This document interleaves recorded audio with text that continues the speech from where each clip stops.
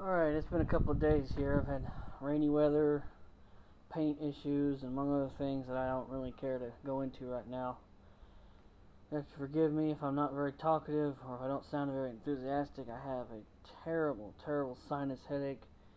I suffer from severe allergies, and any of you people from the South watched the news recently, or well, probably by the time this gets up on YouTube it'll be several months, but at the time you will have known that they said this was going to be a very bad allergy season for those who suffer. I am definitely one of them. Sorry about the wind, I can't do nothing about it.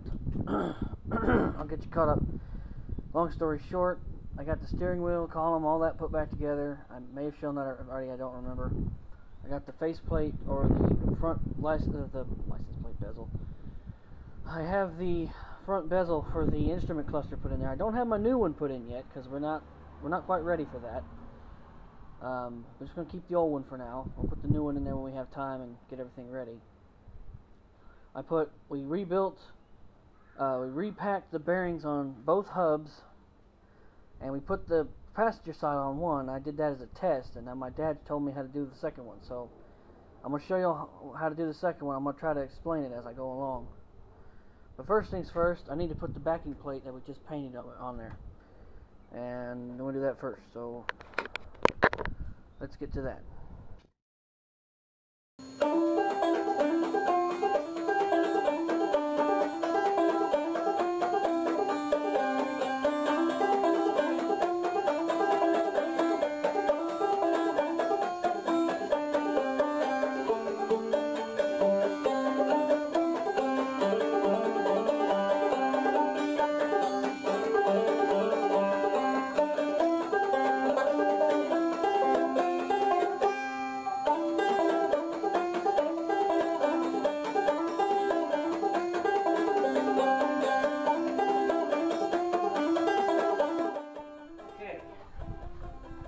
Take your hub here.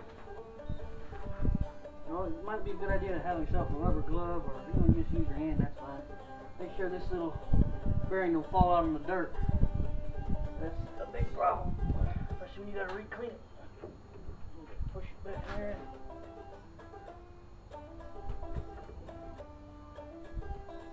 I'm going to push your bearing, your hub, excuse me, wiggle it around a little bit.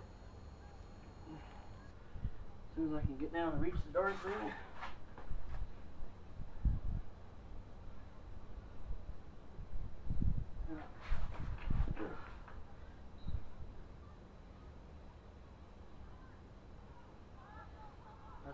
Come on now.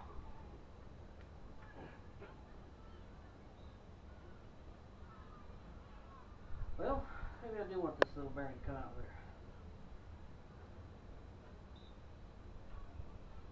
Just temporary.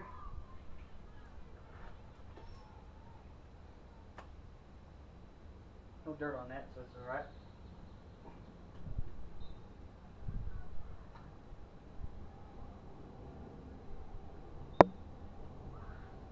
Oh man, what in the heck? I'll have to come back and figure out what's going on. Okay, I'm just goofy. That is as far as it goes. You push the bearing in the center there. The washer will only go on one way. It's a little notch. I know it's hard to see, but this washer has a notch right there. It only goes on one way. Push it on there. Take your nut. Put it on here.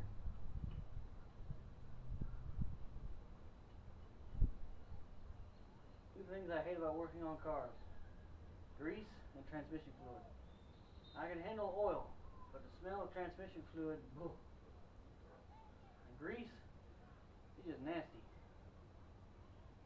Anyway, you tighten this up by hand as far as you can go. I'm going to have to get some B12 and clean off the rotor. You don't want none of that grease getting caught up on your brake pad. Alright, then you take your pliers or your wrench, whatever you got that fits this nut. You want to tighten it up as much as you can, not too much, but give it a couple of good pushes, and then back it off. Find a hole for the cotter pin. There it is, I pin. Oh, there it is. Cotter pin in. Now, a lot of people, like my dad, what they do is they'll tighten that nut down as tight as it'll go, and sometimes, most of the times, they'll be lucky enough that when they tighten it up, the cotter pin will actually go in, but it'll be so tight that the bearings won't move, and it'll burn up the bearings.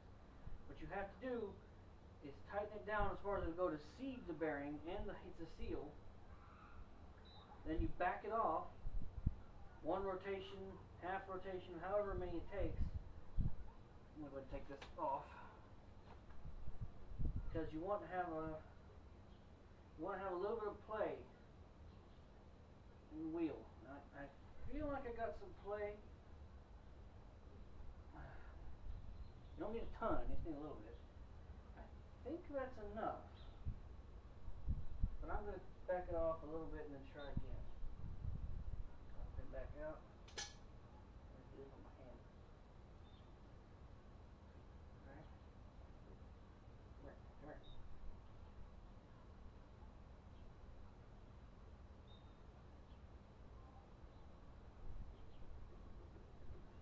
I don't know, I think that's too much.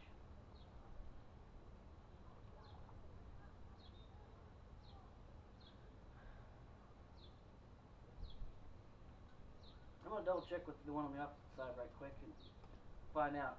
If it's got just as much play as this one, you call it good.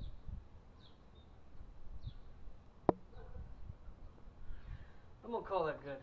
I think that's good. Feels like it's enough play to me. Alright. Then you take your pliers, your wire cutter plier things, you grip that top. Come on now, come here. Grip this top cotter pin thing and you bend it back.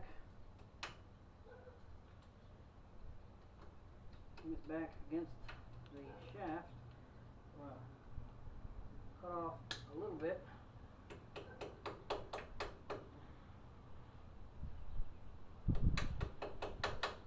Flatten the rest of it up and then cut off the other one right at the nut. Where's my dad?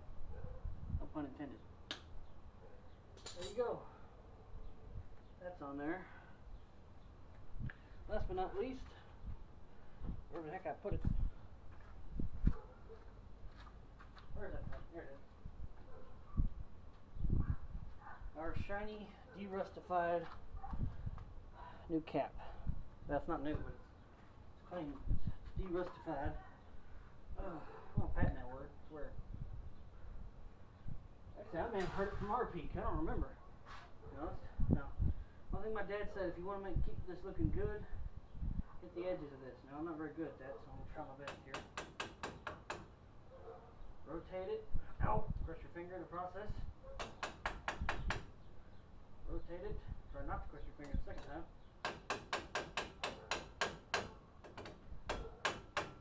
Like I said, I'm not very good. I miss every time.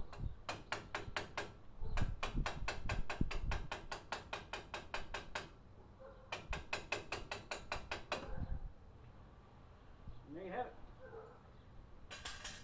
Alright, that's that. New bearings have been repacked. Rotor's in good shape. Spins freely.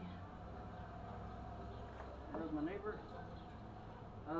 First thing I'm going to do before I do anything else, I'm going to get some B12 and I'll clean off this rotor as best I can because I really don't need none of that grease getting on like that brake pad. And after that, I'm going to take some sandpaper, some really coarse sandpaper, and scuff up this rotor because it's actually in good shape, but I don't feel like taking it up to the store to have them return it. Especially since I'd have to repack it and everything, and I ain't doing that again. So for now, I'm going to get this rotor cleaned and sanded a little bit, clean it up again. And then I have another problem. Long story short, I got one wheel up in the attic and one wheel down here. So, as you can see, if I rotate the camera, our attic door's right there, and my El Camino is in the way. So, I have to try to find a way to get that thing moved. So I'll just have to put an old tire on the front temporarily. But first, I gotta find the hole in that tire that's back there. Not the one on the car, the one in the back of the car. So we'll do that next after we clean the rotor. So.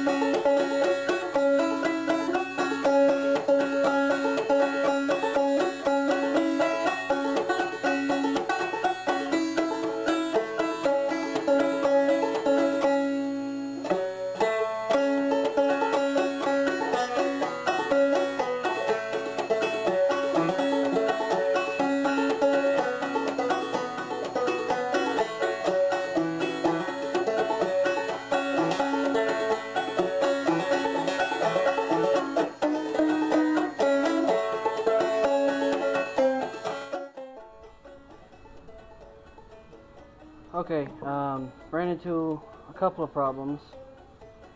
Well, one problem.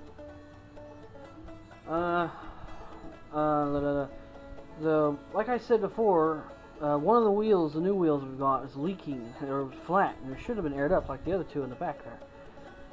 But it was flat when I brought it down to the attic the day we went to go pick up my El Camino. So, I just got it all wet. I wetted it up as best I could, looked around, could not find a leak anywhere. So I proceeded to clean it, got all the paint off of it. Now it's nice and shiny, clean. And then I got to looking, and I said, well, I don't understand. Where was it leaking? And I said, oh, well, don't worry about it. All of a sudden, I heard a little hissing sound. I said, wait a minute. I got real close to the tire. I spun it a little bit. It got louder and louder. Finally, it got quieter, and I said, wait a minute. I looked at the stem is just shooting air out. Just so the stem wasn't put in correctly, or it was a bad stem. Either way, that's going to have to be fixed. We ain't got no new stems, so got to figure something out on that.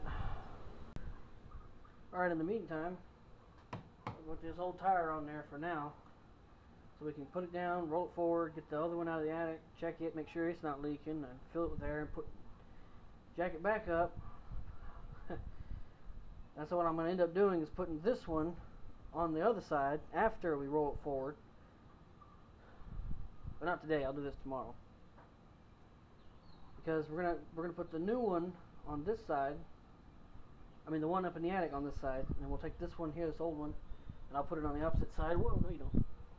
So I can get the other one fixed, and we'll put it back on, and that'll be done. And then we can finally figure out why the darn thing's running so rough. So I'm gonna do that right quick.